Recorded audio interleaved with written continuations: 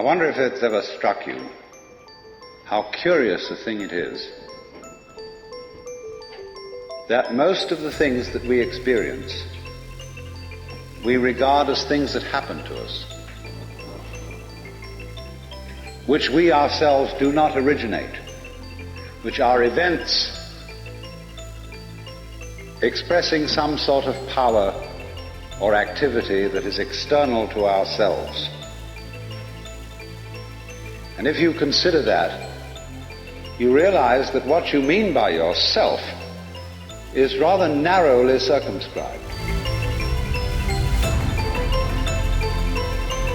Even events that go on in our own bodies are put in the category of things that happen to us in the same way as things that go on in the world outside our skins. If there's a thunderstorm or an earthquake, well, it happens to you. You're not responsible for it. But so in the same way, when you have hiccups, you didn't plan on it. If you have belly rumbles, you had no intention of doing it. And as to the catastrophic act of getting born, well, you had nothing to do with that. And you can spend all your life blaming your parents for putting you in the situation in which you find yourself. And this way of looking at the world in this sort of passive mood as something that happens to you goes right down to our general feeling about life.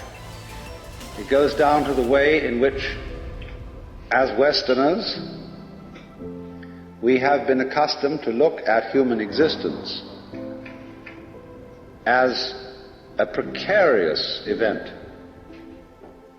in a cosmos that, on the whole, is depicted as being completely unsympathetic and alien to our existence.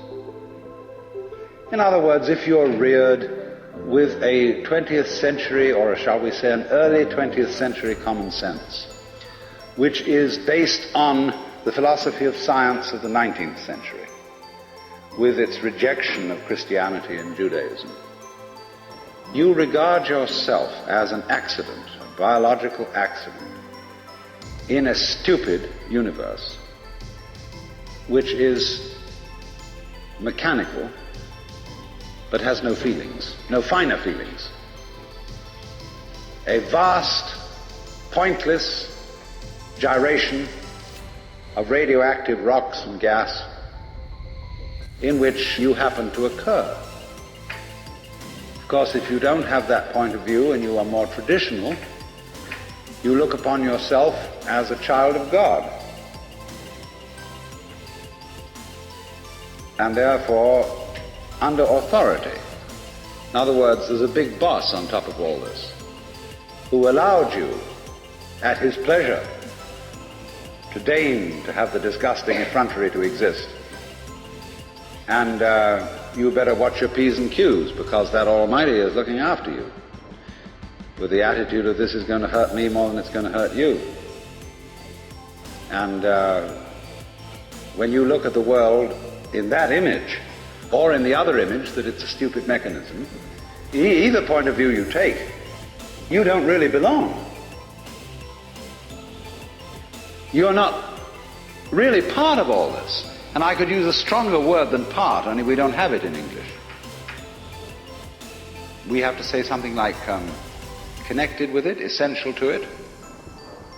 Or to put it in the strongest possible way, it is quite alien to Western thought to conceive that the external world, which is defined as something that happens to you, and your body itself as something that you got caught up with, it is quite alien to our thought to consider all that as you yourself.